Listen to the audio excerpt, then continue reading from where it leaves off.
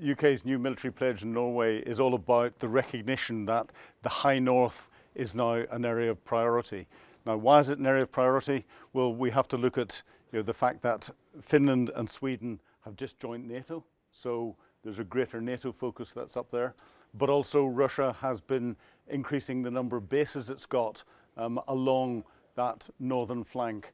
And traditionally, if we go back to the Cold War, the UK had an organisation called Ace Mobile Force Land that was a NATO organisation, a NATO force, but UK commanded, that specialised in looking at NATO's flanks, with its flanks being southern Turkey and northern Norway. So we've got this tradition of looking at operating in the cold and in the Arctic. We've got NATO's expansion in that area with 2 new countries coming in.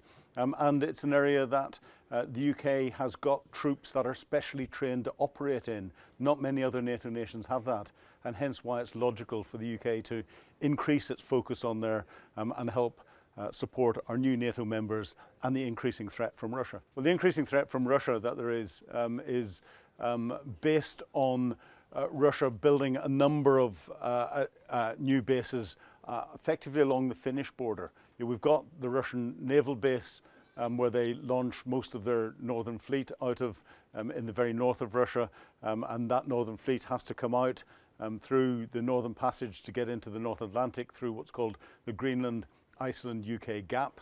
So there's always been a maritime focus there. We've got the Russians focused and concentrated in the Baltic Sea, and effectively that's now the NATO Sea because it's surrounded by NATO countries and can't do much from there. But Russia's response to Finland and Sweden joining NATO has been to start to build or talk about building land bases and air bases along that Finnish border. And it's to show confidence to our new NATO members and to show the Russians that actually we all work together. This collective defence, this Article 5 that we keep talking about, is something that we're investing in.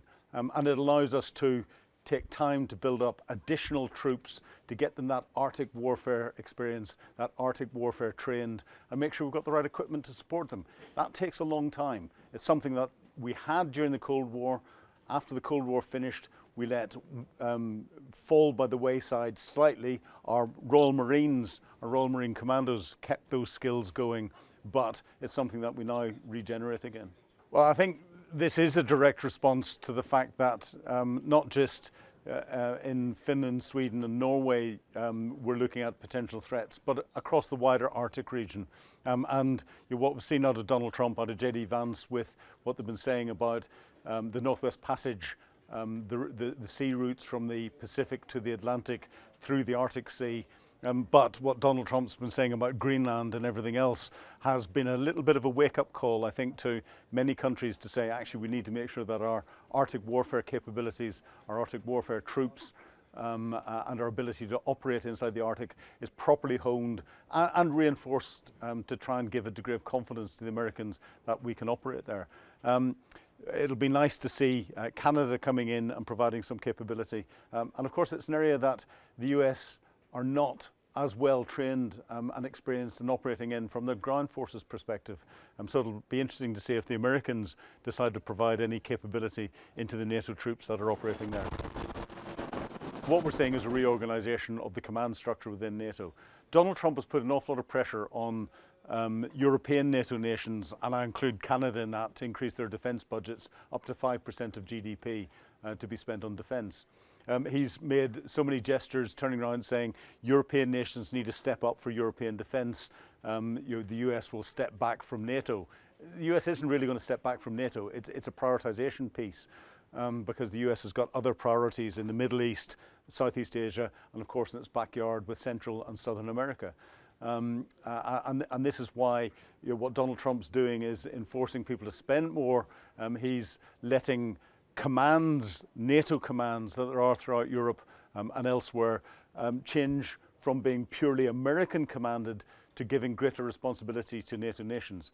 So Joint Force Headquarters or Joint Force Command in Naples, the Italians are taking over. The Joint Force Command in Brunssum, the Germans and Poles are sharing command of that. And Joint Force Command in Norfolk, Virginia, which wasn't, all of these were American commands. Joint Force Command in Norfolk, Virginia is being handed over to the British. The Americans are still retaining control overall over NATO from a military perspective with the Supreme Allied Commander, SACEUR, and the British are still retaining the role as the Deputy Supreme Commander.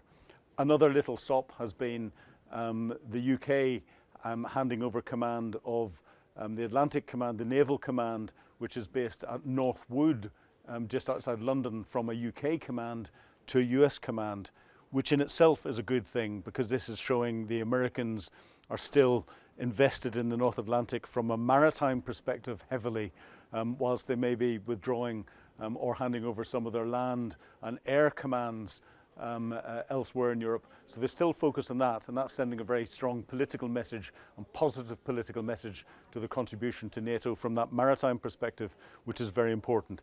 I think it's also a slight swipe at the UK saying, hey, come on, you're letting the Royal Navy shrink a little bit too much.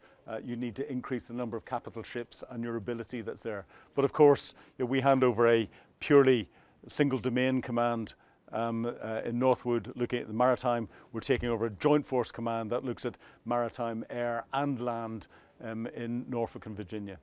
This is a very sensible reorganisation. Russia will see it as sensible, and they'll see it as giving greater responsibility in command terms to the execution of NATO operations and NATO oversight to the European nations, which is a good thing. It also frees up a number of American commanders then to be redeployed elsewhere.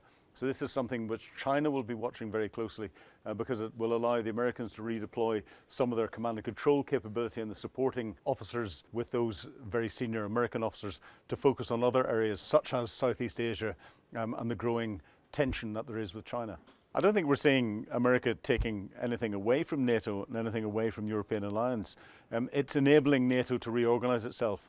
NATO, ever since its inception, all of the NATO members have relied on America coming and providing the majority of the defensive capability, the majority of the support for other European nations, and I include Canada in that as well, taking the lion's share of the burden of the defence of the NATO region, and that's a lot of European countries. That was bad, and this is one thing that Donald Trump has forced European nations' hand to take responsibility for. But in forcing their hand to pay for it, he's also giving them the responsibility for command and control. So this is actually a very sensible restructure and reorganisation, and it's showing, I think, with what the Americans are doing and with what they're retaining as SACEUR, their focus on the maritime area, so the North Atlantic from that perspective, it's showing that they're still engaged and engaged at an appropriate level, but recognising that European nations are having to step up to be more equal in providing the wider defence across Europe, allowing the United States to focus on other parts of the world, which of course influences European nations anyway.